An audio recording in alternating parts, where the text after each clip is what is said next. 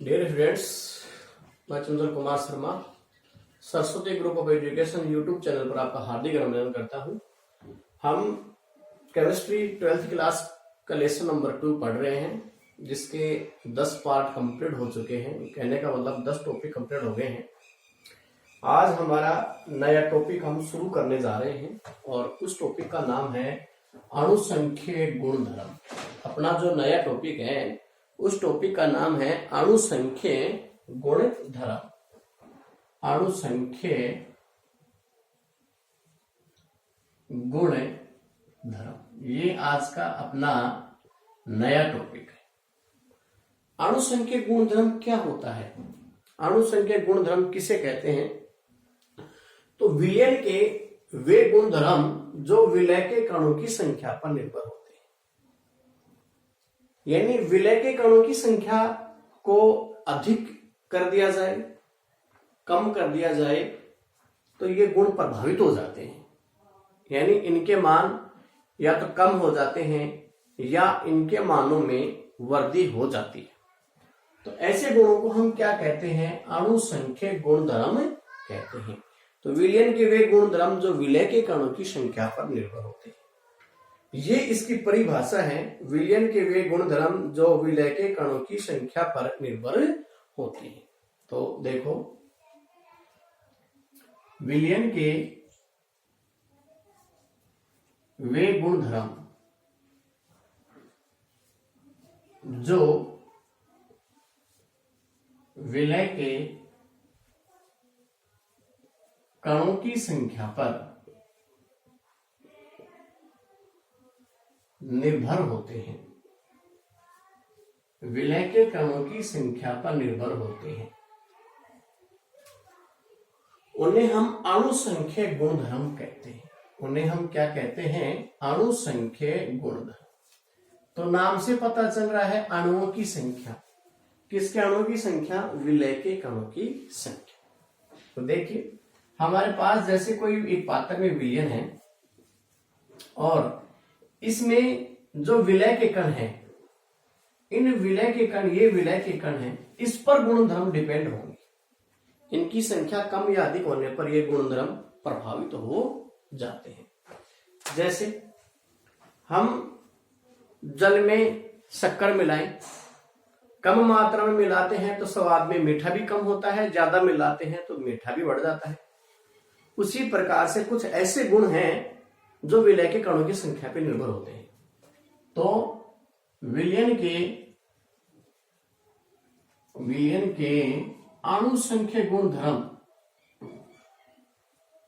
विलयन के अणुसंख्यक गुणधर्म निम्न है। यानी ऐसे कौन कौन से गुण हैं विलयन के? तो वो कौन कौन से हैं? नंबर 1, वाष्प दाब का आपेक्षिक अवनमन। वाष्प दाब का आपेक्षिक अवनमन। नंबर 2 है क्वथनांक उन्नयन। ये अणुसंख्यक गुणधर्म की चर्चा कर रहे हैं हम। नंबर 3 है हिमांक अवनमन। और नंबर 4 है परासरण दाब। तो ये विलयन के ऐसे गुण हैं जो विलय के कणों की संख्या पर निर्भर होते हैं। ये विलयन के ऐसे गुण हैं जो विलय के कणों की संख्या पर निर्भर होते हैं। यानी इनकी संख्या, कणों की संख्या में कमी या वृद्धि कर दी जाए तो ये गुण भी प्रभावित हो जाते हैं। आप इसका स्क्रीनशॉट ले लीजिए।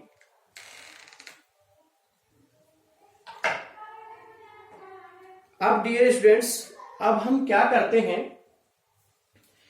एक एक की हम इसमें चर्चा करेंगे, एक एक को हम पढ़ेंगे। इनमें डेरिवेशन भी चलते हैं, इनके न्यूमेरिकल भी आते हैं।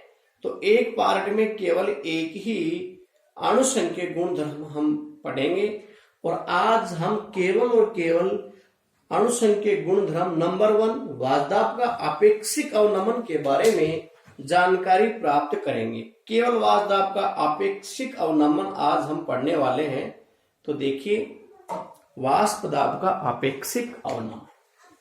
आणसंख्य गुणधर्म नंबर 1। केवल ये ही पढ़ेंगे, थोड़ा समय लगेगा। पिछले वीडियो में कुछ इनके बारे में बताया गया है, वास्तव के आपेक्षिक अवनमन के बारे में। तो देखिए, अपना पहला है अणुसंख्य गुणधर्म, जिसका नाम है वाष्प दाब का आपेक्षिक अवनमन।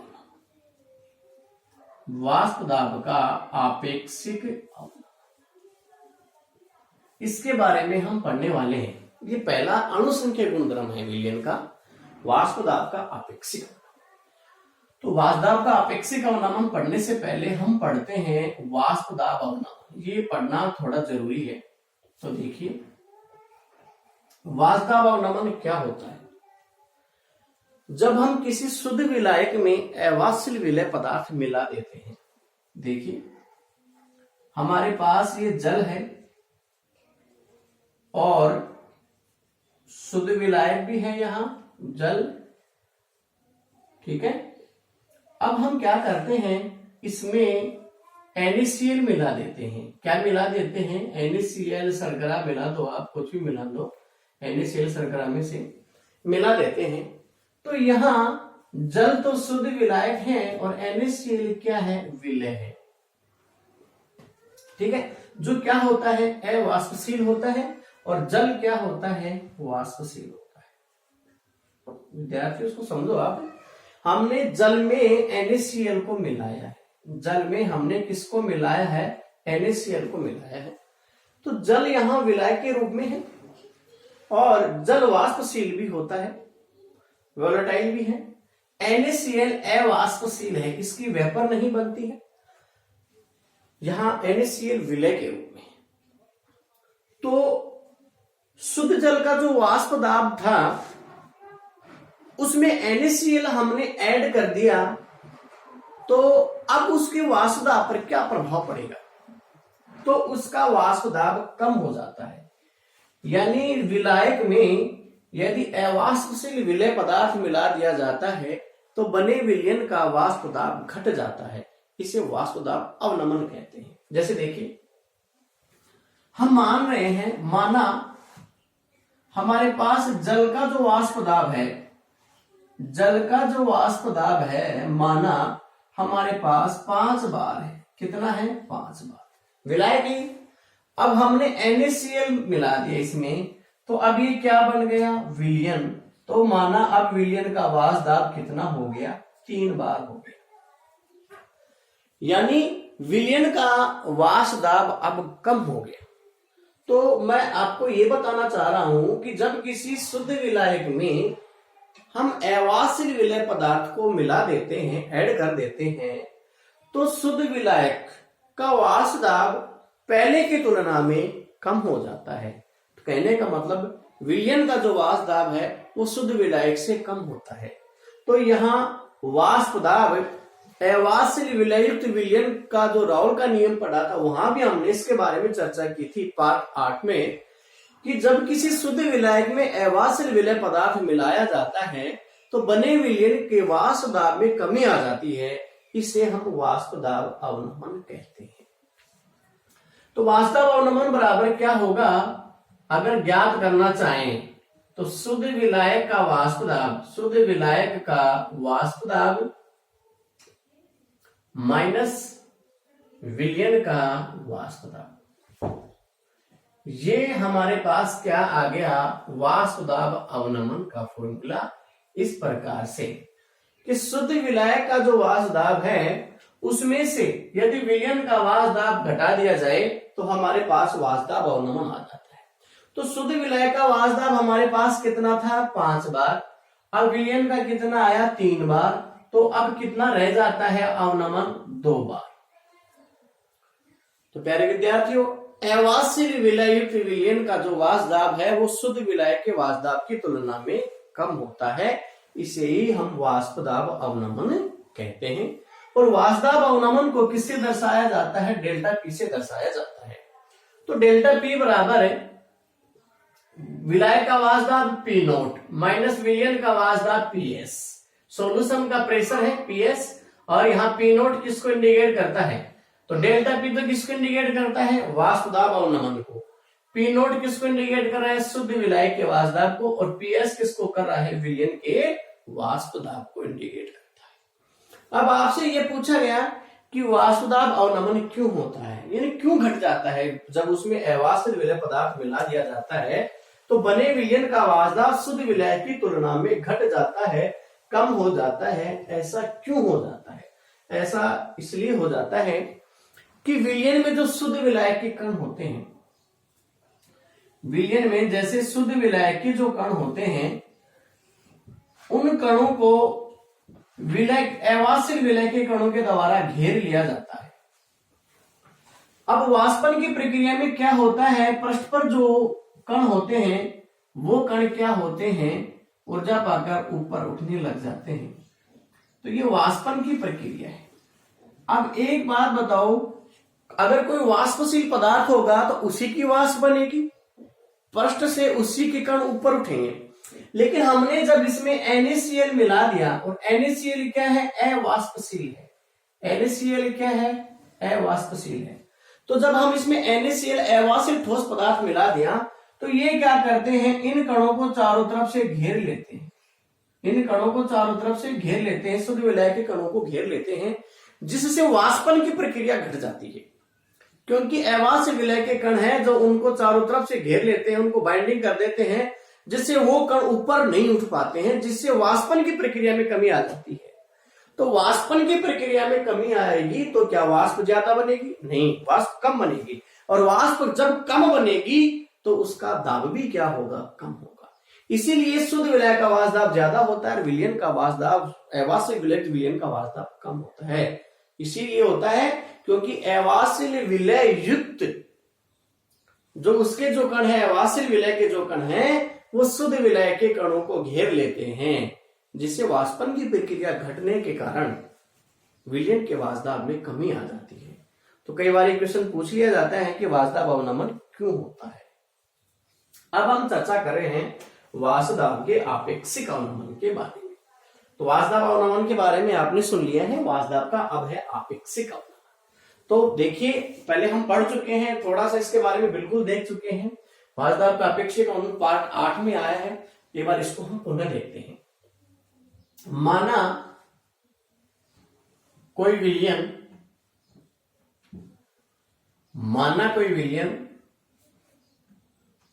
दो घटक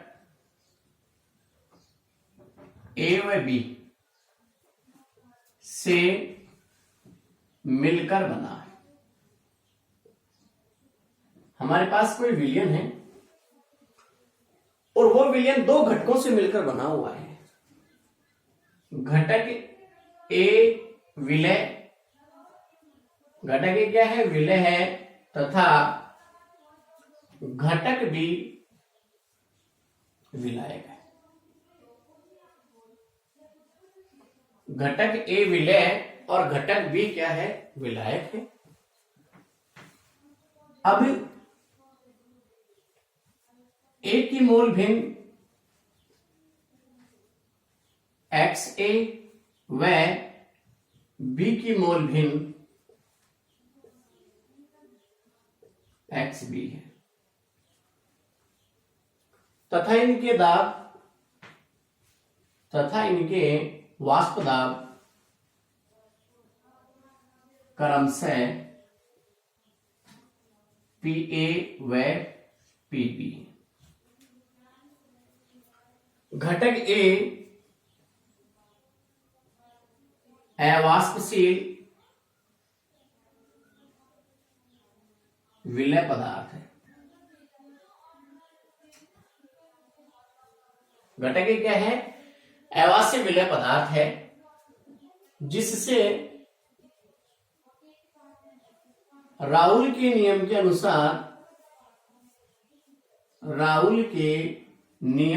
अनुसार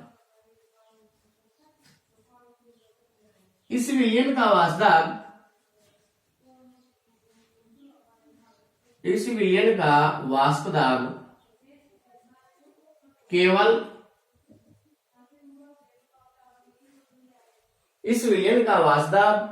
केवल वाष्पशील विलायक बी पर निर्भर होगा। तो हमने अवाष्यशील विलययुक्त विलयन के लिए राउल का नियम हमने एक टॉपिक पढ़ा है, उसी टॉपिक से रिलेटेड चल रहा है।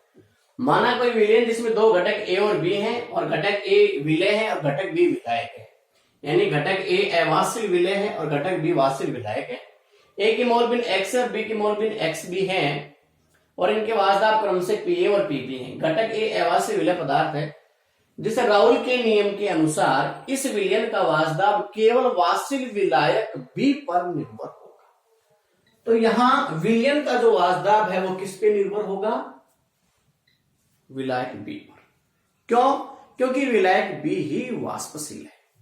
अब देखो हमने उसमें क्या पढ़ा है, दो घटक हैं ए और बी, तो ए का दाब पी ए और बी का दाब पी बी। तो विलयन का जो वाष्यदाब है दोनों घटकों के दाब के योग के बराबर होता है। लेकिन घटक अपन ए की बात कर रहे हैं, इसकी कोई वेपर ही नहीं बनती है, तो अब विलयन का वाष्यदाब किस पे निर्भर होगा? विलायक के वाष्यदाब पे निर्भर। किस पे निर्भर होगा? विलायक के वाष्यदाब पे निर्भर होगा, इसका कोई भी योगदान नहीं है। तो राहुल क्या कहता है कि इस विलयन का वाष्यदाब विलायक पे निर्भर होगा। तो विलायक पे निर्भर होगा तो राहुल का नियम आया था कि किसी भी घटक का वाष्प प्रावस्था में आंशिक दाब उसकी मोल भिन्न के समानुपाती होता है। तो यहां जो पीबी है इसका जो दाब है वो इसकी मोल भिन्न के ही समानुपाती होगा, ये हम उसमें पढ़ चुके हैं। तो यहां राहुल के नियम के अनुसार हम लिखते हैं राहुल के नियम से। तो राहुल के नियम से क्या आ जाता है हमारे पास? PS समानुपाती XB।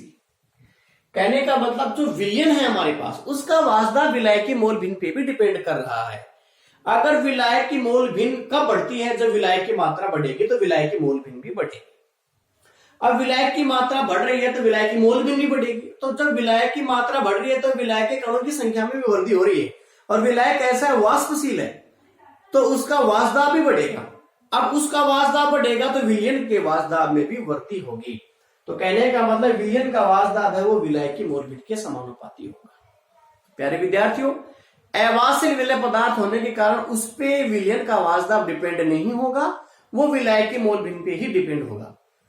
अब विलायक की मोल भिन्न पे डिपेंड होगा, विलायक की मोल भिन्न बढ़ेगी तो वाष्यदाब क्यों बढ़ता है इसका भी मैं आपको कारण बता रहा हूं। विलायक की मोल भिन्न बढ़ेगी, कब बढ़ेगी विलायक की मोल भिन्न? जब विलायक की मात्रा बढ़ेगी तो विलायक की मोल भिन्न बढ़ेगी। विलायक की मात्रा में वृद्धि होगी तो विलायक की मोल भिन्न में भी वृद्धि होगी। अब मात्रा बढ़ गई विलायक की तो कणों की संख्या भी बढ़ गई। अब कणों की संख्या बढ़ गई तो वाष्पशील है तो ज्यादा वाष्प बनेगी तो उसका वाष्यदाब भी क्या होगा? अधिक होगा। तो कुल विलयन का जो वाष्यदाब है वो विलायक की मोल भिन्न के समानुपाती होगा। अब PS बराबर PB नॉट XB, ये हम राहुल के नियम से पढ़ रहे हैं। PB नॉट क्या है? शुद्ध विलायक का वाष्प दाब है। PB नॉट क्या है?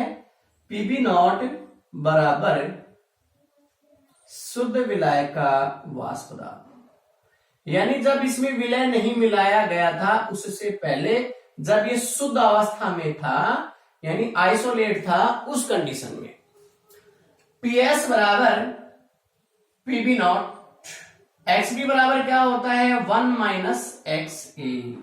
बता चुका हूं आपको पहले ही, क्योंकि XA प्लस XB बराबर 1 होता है तो यहां XB बराबर क्या हो जाएगा? 1 - XA। तो ये मैंने लगा दिया। तो हमारे पास PS बराबर क्या आया विद्यार्थियों? PB नॉट, इससे मल्टीप्लाई कर दिया, आगे माइनस आ गया और PB नॉट XA ये आ गया हमारे पास। अब पक्षांतरण करते हैं तो हमारे पास क्या आया? PB नॉट XA बराबर, यानी इसको इधर ले लेते हैं बराबर PB नॉट, इसको उधर ले जाते हैं PB नॉट माइनस PS। इस प्रकार से XA बराबर क्या आ जाता है? PB नॉट माइनस PS बटा PB नॉट।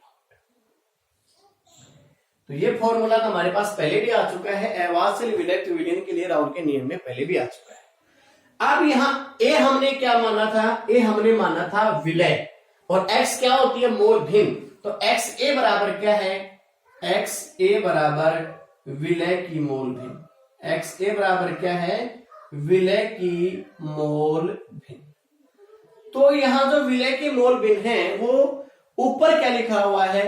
PB naught. और पीबी नॉट क्या है? शुद्ध विलय का वाष्प दाब। शुद्ध विलय का वाष्प दाब माइनस विलयन का वाष्प दाब। तो शुद्ध विलय के वाष्प दाब में से विलयन का वाष्प दाब घटा देंगे तो क्या आता है? वाष्प दाब अवनमन, जो मैंने आपको पहले बताया था कि डेल्टा पी बराबर होता है P not minus P S. पहले हमने इसी वीडियो में भी चर्चा की है कि डेल्टा पी बराबर P not minus P S के बारे में। अब यहां मैं विलय को बी मान रहा हूं तो कोई दिक्कत नहीं है, पी बी नॉट हो जाएगा। तो यहां एक्स ए बराबर क्या आया? वाष्प दाब अवनमन। एक्स ए बराबर क्या आया? वाष्प दाब अवनमन। और नीचे क्या है? शुद्ध विलय का वाष्प दाब।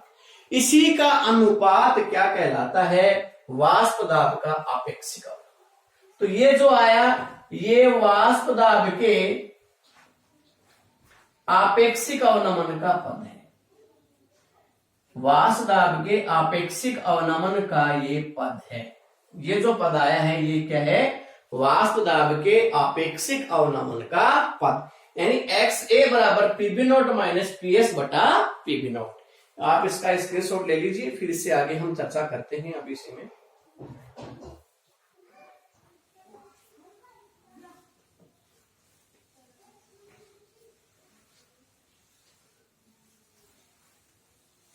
देखिए हमारे पास क्या आया है अब? एक्स ए बराबर PB naught minus P S बटा पीबी नॉट, ये आया है हमारे पास एक्स ए के बराबर। तो एक्स ए बराबर क्या है? विलय की मोल भिन्न। और विलय की मोल भिन्न है वो ऊपर वाला पद क्या है? वाष्प दाब का अवनमन। और नीचे वाला पद क्या है? शुद्ध विलय का वाष्प दाब। यानी ऊपर वाला पद है वाष्प दाब का अवनमन या वाष्प दाब अवनमन, और नीचे वाला क्या है? शुद्ध विलय का वाष्प दाब।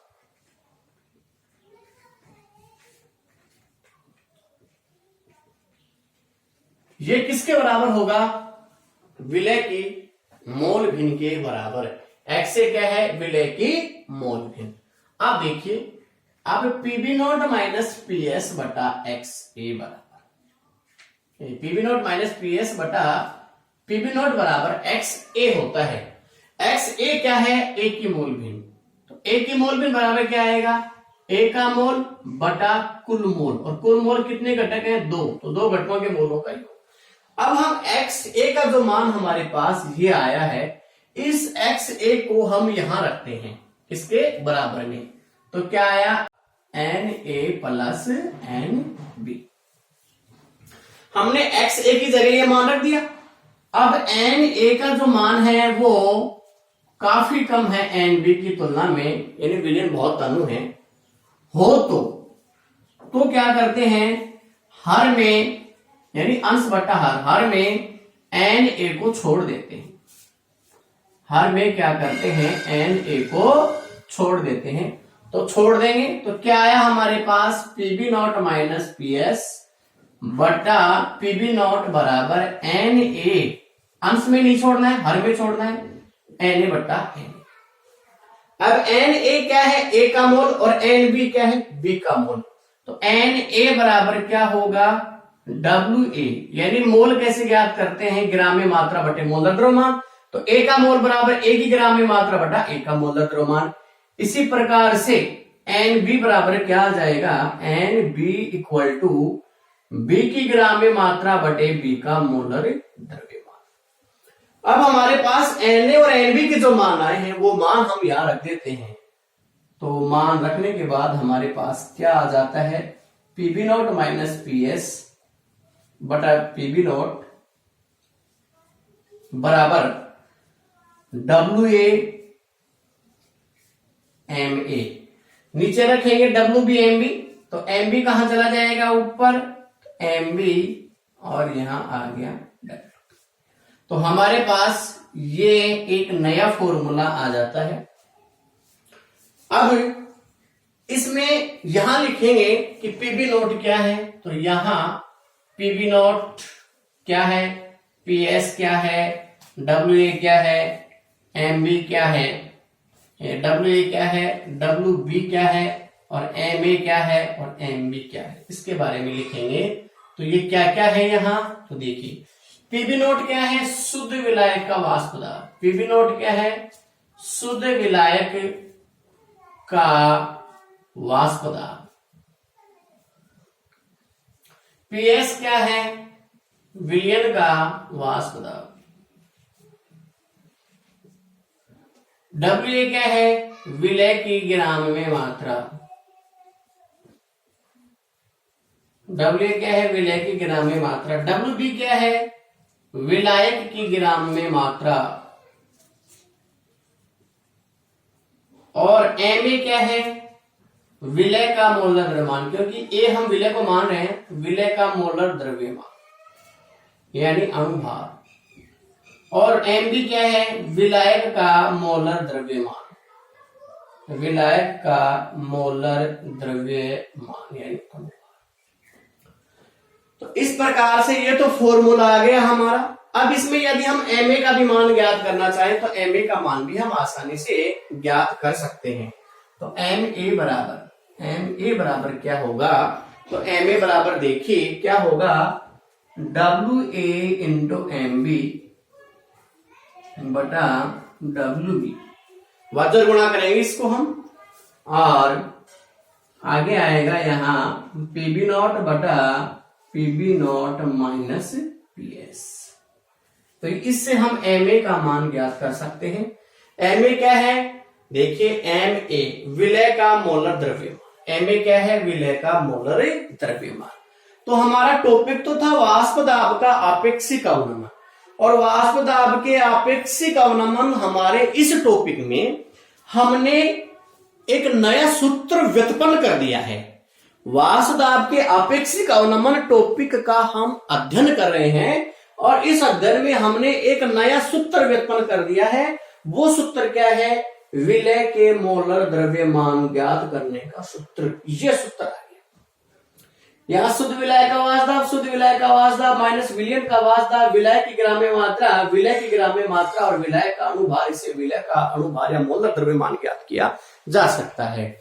तो यहाँ एक छोटा सा क्वेश्चन अगर देखें अपन निम्नात्मक के रूप में, तो ये आ सकता है कि वाष्प दाब के आपेक्षिक अवनमन से विलय का अणुभार ज्ञात करने का या विलय का मोलर द्रव्यमान ज्ञात करने का सूत्र व्युत्पन्न कीजिए। तो इस प्रकार से हमारा टॉपिक कंप्लीट है, वाष्प दाब का आपेक्षिक अवनमन।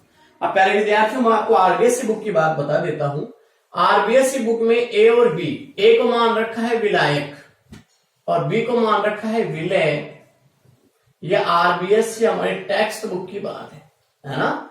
इससे कोई फर्क नहीं पड़ता है। हमने यहाँ क्या कर दिया है, उल्टा कर दिया है। A को विलय मान लिया है और B को विलायक मान लिया है, हमने उल्टा कर दिया। इससे कोई फर्क नहीं पड़ता है, वहां भी माना गया है और हम यहां भी मान रहे हैं। ठीक है, इसे थोड़ा सरल हो जाता है कि A विलय पहले आता है A, और पहले हम विलय को बोलते हैं, फिर B विलायक, बाद में B आ रहा है और विलायक हम बाद में बोलते हैं। थोड़ा सा सरल हो जाता है। तो इस प्रकार से इतना डेरिवेशन हमने पार्ट 8 में ही कर लिया था। अवास्तव विलय के लिए राउल के नियम में ही हमने इतना तो कर ही लिया था पहले ही। अब हम XA का मान यहां लगा रहे हैं। XA बराबर क्या है, विलय के मोल बिन, तो विलय के मोल बटा कुल मोल, तो वो तो लगाया हमने। अब हमने क्या कर दिया, Na को छोड़ दिया, यहाँ तो छोड़ दो, तो Na बट्टा NB आ गया। अब Na के बराबर क्या होता है, WA बट्टा M, और NB बराबर क्या होता है, WB बट्टा MB। तो हम यहाँ रख देते हैं। तो वैसे भी आप देखना चाहो तो WA बट्टा MA भाग, भाई ये भाग, उसको भाग बोलते हैं। अब क्या आया आगे, WB बट्टा MB। तो अब आप क्या करते हैं, गुणा करते हैं, तो ये ऊपर चला जाता है। तो गुणा करेंगे तो ये ऊपर चला जाएगा, तो WA तो ये आ ही गया, और गुणा करेंगे तो MB ऊपर चला गया, WB नीचे आ गया, तो MB ऊपर है, WB नीचे। तो PB नोट माइनस PS। अब हमारे पास यहाँ क्या क्या क्या है वो हम सब लिखेंगे। PB नोट क्या था, शुद्ध विलायक का वाष्प दाब। PS क्या है, विलयन का वाष्प दाब। WA क्या है, विलय की ग्राम्य मात्रा। WB क्या है, विलय की ग्राम्य मात्रा। MA क्या है, विलय का मोलर द्रव्यमान, और MB क्या है, MA क्या है, विलय का मोलर द्रव्यमान, और MB क्या है, विलय का मोलर द्रव्यमान। तो इस प्रकार से हम MA का सूत्र व्युत्पन्न हमने किया है, विलय का मोलर द्रव्यमान ज्ञात करने का सूत्र हमने व्युत्पन्न किया है वाष्प दाब के आपेक्षिक अवनमन से। आप इसका स्क्रीनशॉट ले लीजिए। अब मैं आपको आगे इसी टॉपिक से रिलेटेड एक न्यूमेरिकल करवाने वाला हूं। तो देखिए,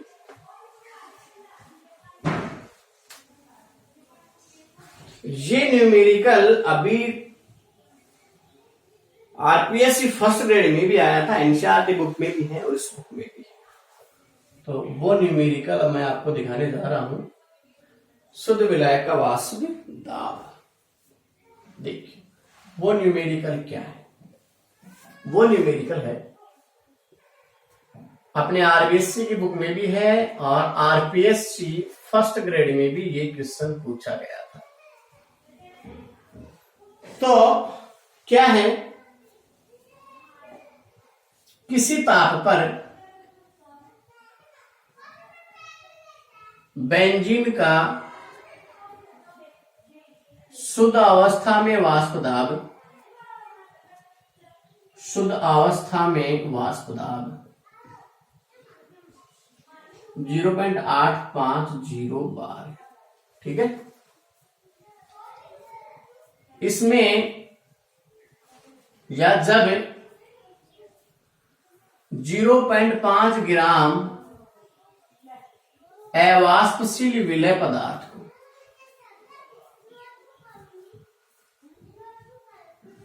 0.5 ग्राम अवाष्पशील विलय पदार्थ को 39 ग्राम बेंजीन में घोला जाता है, तो विलयन का वाष्प दाब 0.845 बार हो जाता है। 0.845 बार हो जाता है। तो विलय का मोलर द्रव्यमान ज्ञात करो। ये हमारे पास न्यूमेरिकल है, वाष्प दाब के आपेक्षिक अवनमन से रिलेटेड न्यूमेरिकल है। तो देखिए, सबसे पहले हम लिखते हैं कि क्या क्या हमारे पास दिया गया है।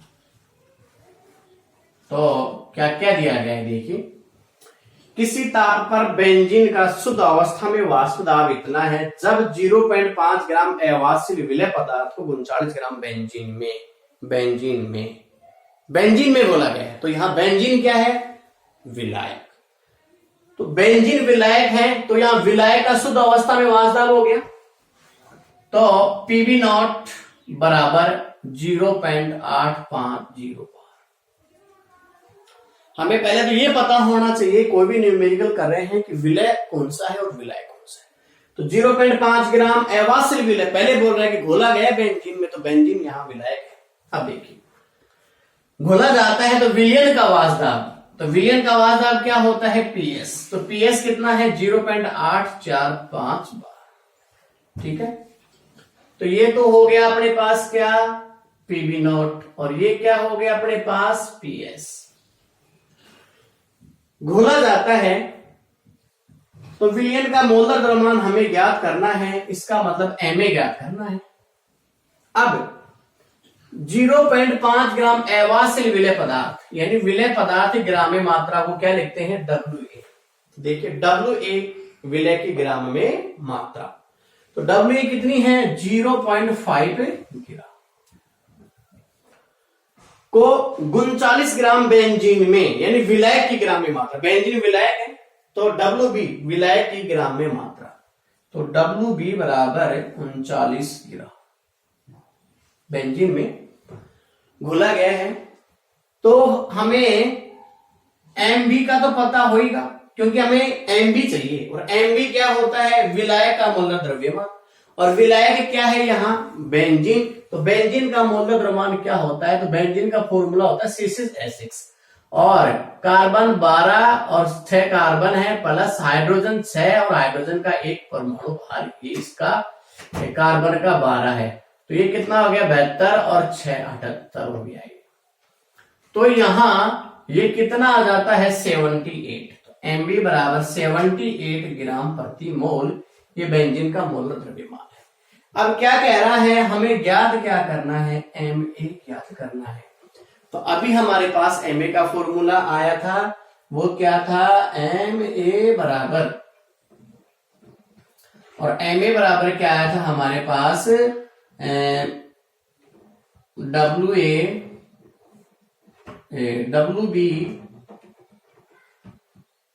उसके बाद MB, WA, PB नॉट बटे PB नॉट माइनस PS।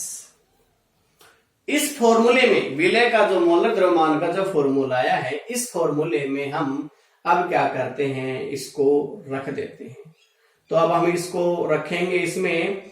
तो अगर आप इसमें भी नहीं रखना चाहो तो आपके पास जो फॉर्मूला मेन फॉर्मूला है, वो मेन फॉर्मूला क्या है, PB नॉट माइनस PS बटा PB नॉट बराबर WA MA, ठीक है, और यहाँ MB बटा WB इस फॉर्मूले में भी रख सकते हैं। या फिर हमारे पास Ma बराबर क्या आ जाता है, Ma बराबर WA MB बटा WB, और क्या आ जाता है, PB नॉट बटा PB नॉट माइनस PS। तो ये हमारा विलय का मोलर द्रव्यमान ज्ञात करने का जो फॉर्मूला आया था वाष्प दाब के आपेक्षिक अवनमन से। अब हम इसमें क्या करते हैं, ये जो वैल्यू जो दी गई हैं, इन वैल्यू को हम इसमें रखते हैं और उसके बाद इसकी हम गणना कर लेते हैं।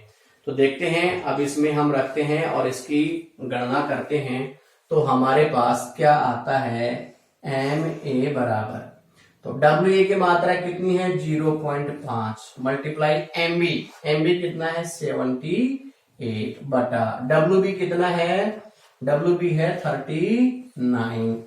अब इसके बाद PB नोट कितना है, तो PB नोट 0.850 बटा PB नोट 0.850 माइनस 0.84 और 5, ठीक है। ये वैल्यू मैंने इसमें रख दी है। इसके बाद अब हम इसको कैलकुलेट कर लेते हैं। तो ये तो कितना हो गया, देखो 39 दूनी 78 हो गया, 2 आ गया, 0.5 से हम 2 को कर देंगे मल्टीप्लाई, तो कितना आ गया हमारे पास, इसका मान 1 आ जाता है। तो ये 1 आ गया।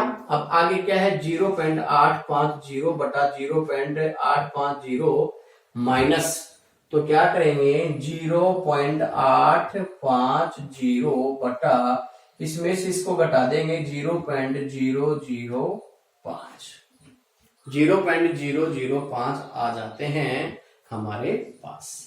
अब देखो ऊपर नीचे दशमलव पॉइंट बराबर है, तो हमारे पास Ma बराबर क्या आ जाता है, 850 बटे 5। तो अब हम इसको क्या लिख सकते हैं, 17 पंजे 85, तो ऊपर 17 आ गया, 5 से डिवाइड करेंगे, एक बिंदु आगे लगी हुई है, तो 170 ग्राम प्रति मोल हमारे पास इसका आंसर आ जाता है। ये आया हमारे पास Ma का मोलर द्रव्यमान। प्यारे विद्यार्थियों, ये हमारा टॉपिक वाष्प दाब का आपेक्षिक अवनमन कंप्लीट हो चुका है, और उससे रिलेटेड मैंने एक न्यूमेरिकल आपको करवा भी दिया है, जो RPSC फर्स्ट ग्रेड में इसी साल आया था, और इसके अलावा इसमें राजस्थान बोर्ड में भी आ चुका है ये, और राजस्थान बोर्ड की जो बुक है उसमें भी दे रखा है फॉर्मूला, पेज नंबर 33 पे देखना आप, और NCERT बुक में भी ये न्यूमेरिकल दे रखा है। तो इस प्रकार से ये न्यूमेरिकल जो मैंने आपको बताया है, ये वाष्प दाब के आपेक्षिक अवनमन के फॉर्मूले से सरल होगा।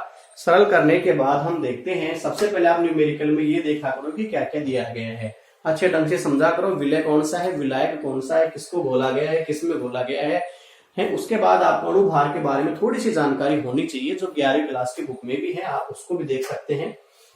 फिर हम फॉर्मूले में ये मान पुट कर देते हैं, तो हमारे पास विलय का मोलर द्रव्यमान 170 ग्राम प्रति मोल प्राप्त हो जाता है। ये मान इस प्रकार से लिखे हुए, वो मान हमने सूत्र में लगा दिए। प्यारे विद्यार्थियों, ये आज का टॉपिक था हमारा वार्तालाप का अपेक्षिक अवनमन, जो कंप्लीट हो गया है। आगे हम नेक्स्ट वीडियो में मिलते हैं कौथनाग उन्नयन के साथ। तब तक के लिए आप इस टॉपिक को अच्छे ढंग से तैयार कीजिए। धन्यवाद।